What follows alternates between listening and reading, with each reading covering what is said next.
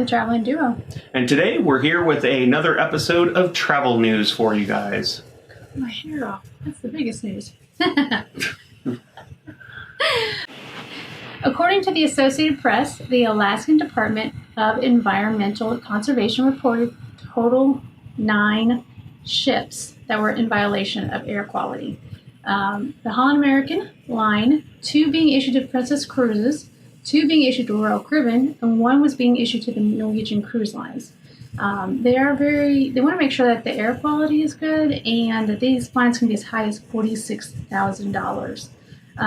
The one thing that they do is they test that big puff of air, that big puff of black smoke that comes out of that ship, and that's what they're checking to see if that air quality is up to standard. And these ships were not, so they were fine, and they have to get it up to code, and that's what they're trying to do at this moment. So, yeah, I think it's good that they're doing that, testing the exhaust from these ships and ensuring to levy these fines, get them back in compliance. Yeah. That's the last thing we want. Is one of our favorite forms of travel to be creating an environmental hazards or issues or adding to problems that we already have. So yeah. I think that's good. Yeah, I agree. All right, and the second news story that we have for you guys today is there is a tour company called True Luxury Travel. It's created a global wildlife index to rank the best countries that have wildlife tourism. And they base these on factors of wildlife biodiversity, conservation efforts, as well as just the prevalence of national parks that are around. And what's really cool is that the United States has ranked #1, and that's thanks to our country's impressive amount of national parks, 60 in total, as well as the number of natural history museums that are also around the U.S. There's a total of 750 of those.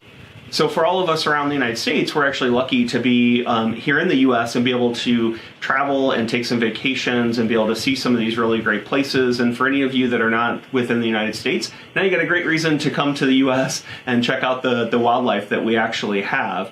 So, there's places like Yellowstone, which is the very first national park in the United States, where you can see rare wildlife such as gray wolves and black bears and grizzly bears all throughout the entire Rockies area. You're going to be able to see a lot of really cool animals. We need to go there. Yeah, we do. That's one of the areas that we need to get to. Yeah. And then that ranges all the way here to southern Florida, near where we're at, where we have an amazing amount of wildlife areas here in the state of Florida. And Florida is actually one of the only states in the United States that you can actually see crocodiles and alligators both in the wild. We have the Everglades National Park, which has both of these animals in it, as well as manatees, over 300 different species of bird, over 700 different species of plant. So there's just a whole lot of biodiversity here in Florida. So all across the United States, just a lot of really cool wildlife to get out and be able to see as you're traveling. Yeah, and the Everglades is pretty awesome. We've been there, so it's great.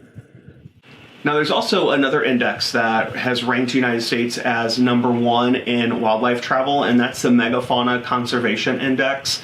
Both of these 2 different guides I'm going to be posting down in the description, so you guys can check those out for yourself and look at the rankings of all the countries and how they rank them. But they've ranked US #1 because of the conservation efforts that are done here in the United States. So this index measures the countries based on proportion of land occupied by megafauna species and the proliferation range of species strictly protected in our country as well. So they also take a look at the amount of money that's spent on conservation as another factor as they're kind of ranking each country for wildlife travel. So yeah, so that's pretty neat. Thought that would be kind of a cool news story to share for you guys today as well. Yes. So both of our stories here were linked right back to environment and trying to take care of our environment. And I think it's great that the United States is doing a lot to try to help keep wildlife as one of the center focuses for people that are traveling to the United States. So get out there and go check out some wildlife and some parks around you. Go explore. Yeah, go explore it. All right, well, that's our episode of Travel News for this week. Hope you guys enjoyed it, and we will see you next week. Bye. Bye-bye. We hope you liked that video. And if you did, give us a big thumbs up. Also, give us some comments down below if you'd like to continue the conversation. And please share this video with someone else that may possibly like it. If you haven't done so already, please subscribe to our channel. Hit that little bell so that way you get notifications every time we post a new video. And as always, have a great day. We'll see you guys later.